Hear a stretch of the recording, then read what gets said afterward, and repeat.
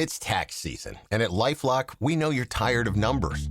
But here's a big one you need to hear. Billions. That's the amount of money in refunds the IRS has flagged for possible identity fraud. Now here's another big number. 100 million. That's how many data points LifeLock monitors every second. If your identity is stolen, we'll fix it guaranteed. One last big number. Save up to 40% your first year. Visit LifeLock.com/podcast for the threats you can't control. Terms apply. The Rita Cosby Show on the Red Apple Podcast Network. Well, joining us now is Congresswoman Nicole Malliotakis from the great state of New York. Congresswoman, it's so great to have you.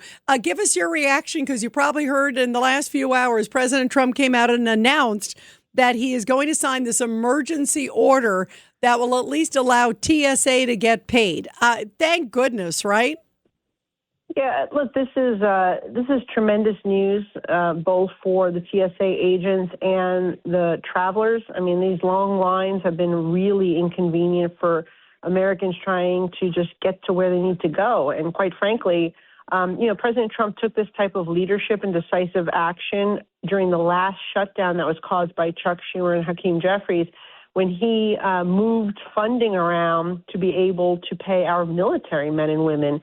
So this is good news. This is a real step in the right direction. The problem is we still need the Democrats to come to the table and fund Homeland Security. I mean, we are in a situation here. It's the 25th anniversary of September 11th. We have the World Cup, you have the Olympics, you have all the America 250 events that are taking place. We are in a conflict with Iran. The Iranians have in the past made threats to attempt to assassinate our president, to cause harm on our soil. And we need to know who is coming in and out of our country. We need counterintelligence and cybersecurity to be fully funded, as well as we need to make sure that, ICE is deporting criminals and those people who are trying to do us harm. And so the reality is that this is great for the TSA agents. It's great for the travelers. But we still need to fund our Department of Homeland Security. And quite frankly, two New Yorkers, Hakeem Jeffries and Chuck Schumer, should know that more than anyone else. You talked about DHS. What's the timetable now? I mean, Congress goes on, break tomorrow, right? So do you think anything's going to change with the other departments, with the DHS overall by tomorrow? Or do you think TSA gets funded and nothing happens in between for the next 2 weeks? What's sort of the estimate? Well, look, House Republicans voted twice to fund Department of Homeland Security, actually 3 times now, to fund Homeland Security. This fight is really between the Senate and the White House, because Chuck Schumer needs to deliver 7 votes in the Senate to give the 60 that are necessary to pass any type of funding legislation. So, we're kind of on standby. We're waiting. We're happy to stay. We're happy to come back. But we need the Senate to make this type of agreement with the White House on what they're going to do. I mean, the fact that Hakeem Jeffries, he voted against it. He whipped his caucus to vote against it in the House, but we still had the votes. So we managed to pass it. The thing is, Chuck Schumer's not delivering those 7 votes in the Senate. And so what happens is, you have a New York senator who is the minority leader, who has control because he needs to give those 7 votes in order for any financial bill to be passed in terms of funding our government.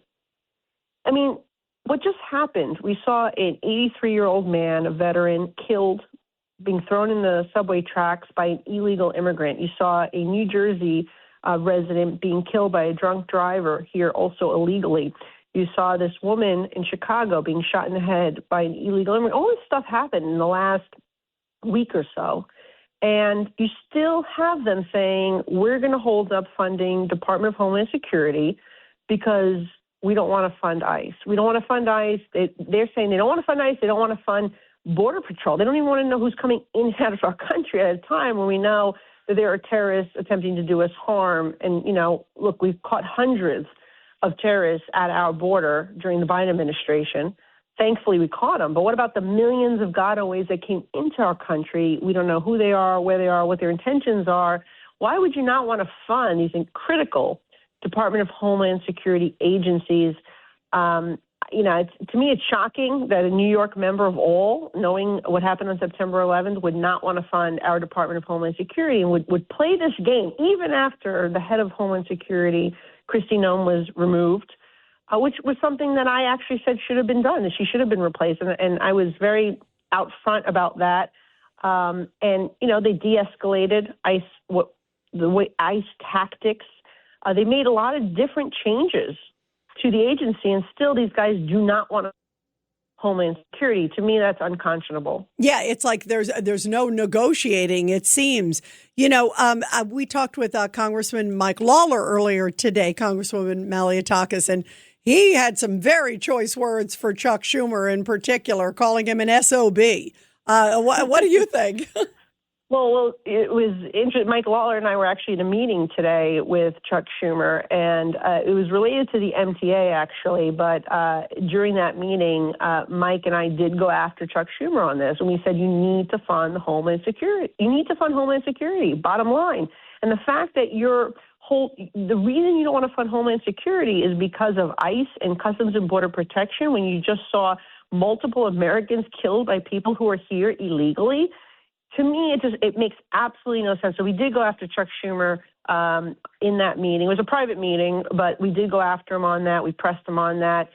We told him to fund Homeland Security. It's ludicrous. And again, two New Yorkers, Hakeem Jeffries and Chuck Schumer, of all people, should know at least how critical Homeland Security is. This is an agency that was created after the September 11th attacks. And we're not funding them, really, during this important year when there's so many events critical that are going to be crowded events that are for America's anniversary, for the 9/11 anniversary, the World Cup, all these events that are happening. And they're not going to fund Homeland Security because they want to continue to just allow people into this country illegally and not deport criminals. Now, I agree with some of the tactics that were used.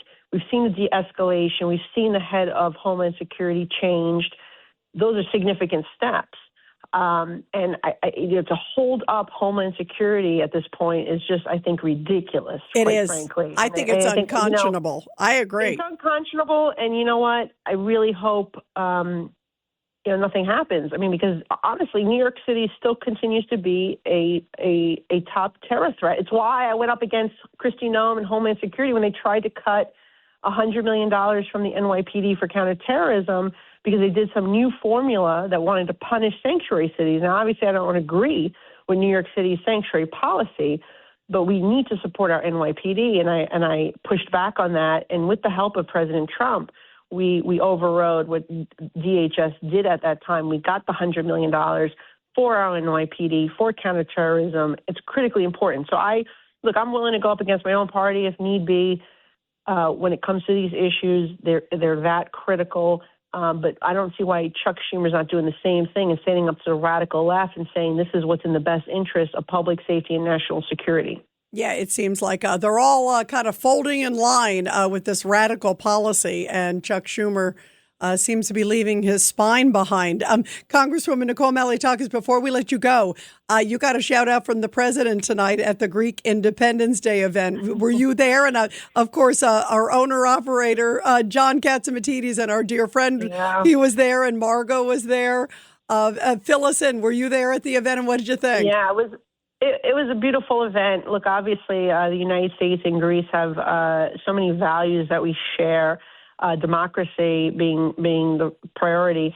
And John was there and Margot were there, and they were on stage front and center, and the president honored them and recognized them. I was proud to be there as a Greek American in Congress.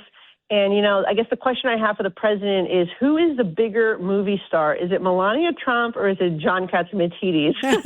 Yeah, that's right. From his big role in Marty Supreme. I mean, my favorite line was, Nicole, he said when President Trump brought John up, and you and I, obviously, we've known John for so many years. John said, we used to compete against each other. And then he looked at him and he said, and you won.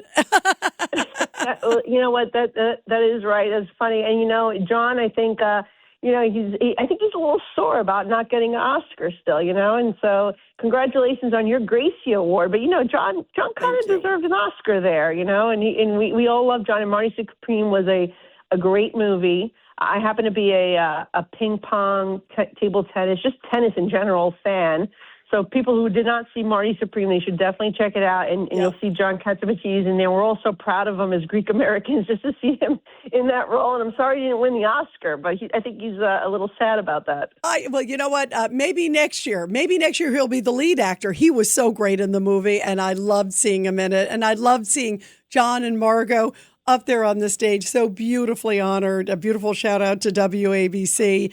And the two, you could just tell there's just a beautiful relationship there. It was so special to see that. Look, we're all New Yorkers at the end of the day. We love New York City, and we want to see it safe. And, of course, John is the biggest promoter of common sense policies for our city. He is Mr. Common Sense. That's why you and I love him so much. Nicole, thank you so much, and congrats on the nice shout-out, too, also for you from the president, too.